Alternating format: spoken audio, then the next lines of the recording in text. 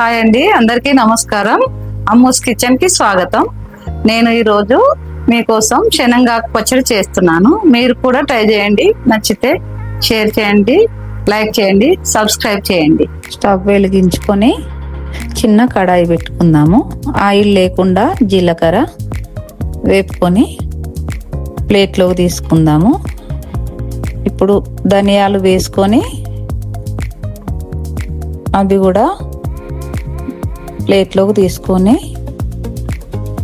కడాయిలో 4 టీ స్పూన్ల ఆయిల్ వేసి ఒక 10-12 ఎండుమిరపకాయలు 10-12 ఎల్లిగడ్డలు వేసుకొని కలర్ వచ్చే వరకు వేపుకొని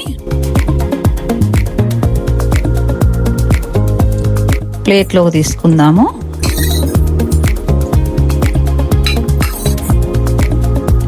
ధనియాలు, జీలకర్ర, ఎండుమిరపకాయలు, ఎల్లిగడ్డలు మిక్సీ చేసుకుందాము.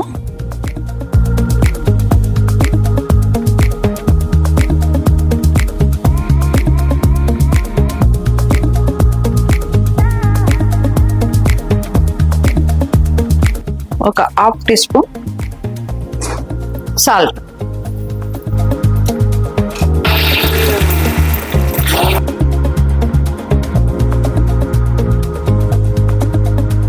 అదే కడాయిలో 4 టీ స్పూన్ల ఆయిల్ వేసి శనగకాకు వేపుకుందాం.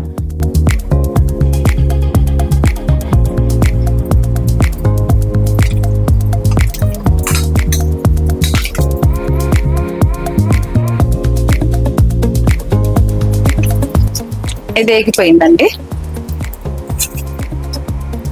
తర్వాత పుదీనా, కరివేపాకు వేపుకుందాం.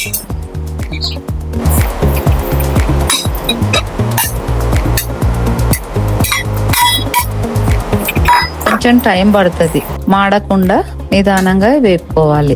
ఫీవర్ వచ్చినప్పుడు, ఎప్పుడన్నా నోరు బాగలేనప్పుడు తినాలనుకుంటే ఇట్లా చేసుకొని తింటే కొంచెం ఇష్టం అవుతుంది ఫుడ్. మూత పెట్టుకుందాం. 1 కప్పు శనగకాకు, 1 కప్పు పుదీనా, 1/2 కప్పు కరివేపాకు, 1/2 కప్పు చింతపండు గుజ్జు. టేస్ట్ బాగుంటుంది. ఇప్పుడు చింతపండు గుజ్జు దాన్ని సిమ్ములో ఉడికించుకుందాం. ఇవి వేగిపోయాయి.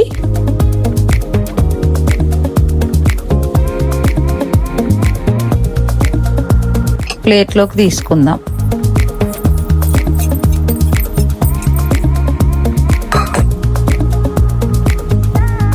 చింతపండు కూడా ఉడికింది, సరిపోతుంది.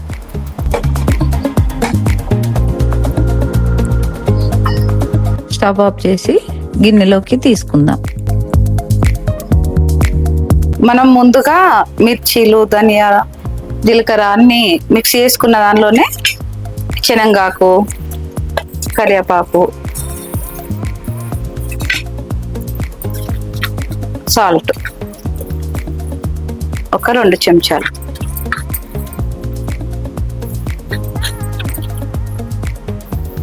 హాఫ్ టీ స్పూన్ పసుపు,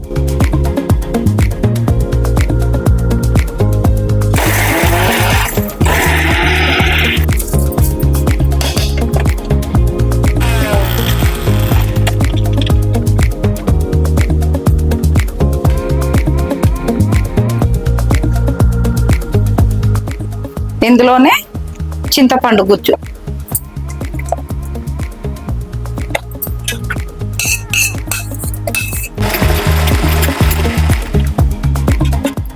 మిక్సీ అయిపోయింది కదా, దీన్ని ఒక గిన్నెలోకి తీసుకుందాం.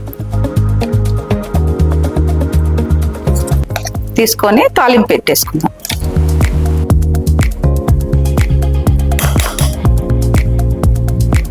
ఇప్పుడు తాలింపు పెట్టుకుందాం. 1/2 టీ స్పూన్ జీలకర్ర,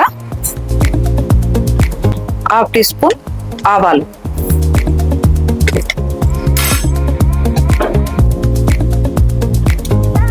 ఒక 2 కరివేపాకు రెప్పలు,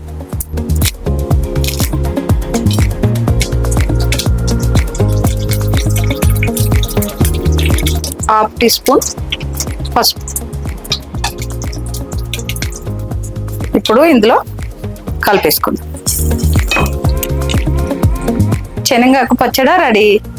హెల్త్కు బాగుంటుంది. మీరు కూడా ట్రై చేయండి. Thank you.